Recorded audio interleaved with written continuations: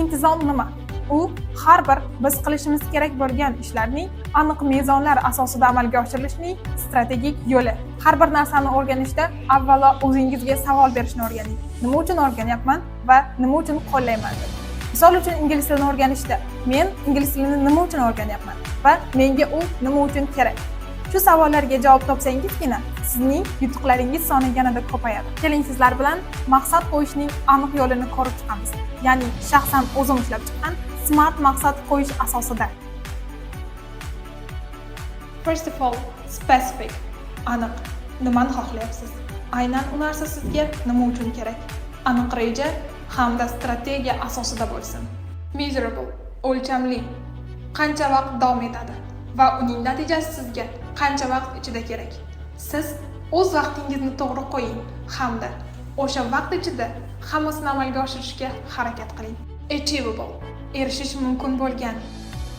Ya'ni siz qaysi darajadasiz? Qaysi darajagacha kuchingiz yetadi? Hech qachon past darajadan birdaniga yuqori darajaga chiqishga harakat qilmang.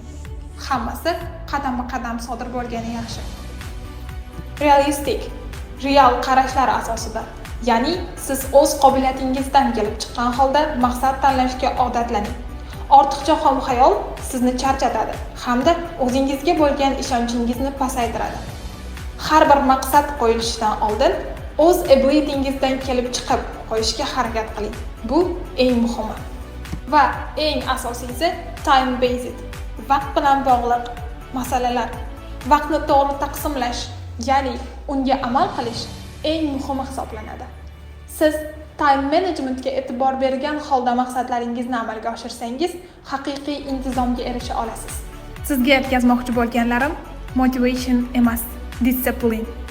Motivatsiya va intizomning farqi shundaki, motivatsiya bu ichki yoki tashqi rag'batlantiruvchi kuch. Bu sizni nimadandir ilhomlanib harakat qilishga undaydi.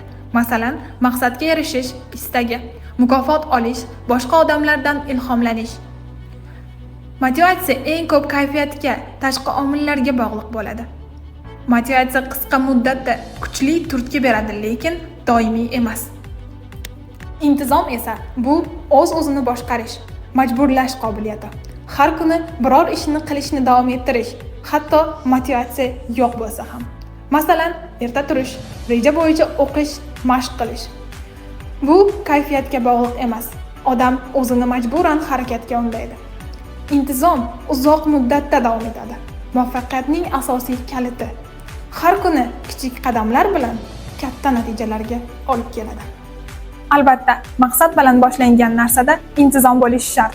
Har bir kuningizni rejalashtiring hamda unga maksimal amal qilishga harakat qiling. Men Marjona Kamoliddinova qisqa muddat davomida sizlar bilan mulohazalashdim. Sahifamni kuzatib boring va bundan-da ajoyib fikrlar kutib qoling.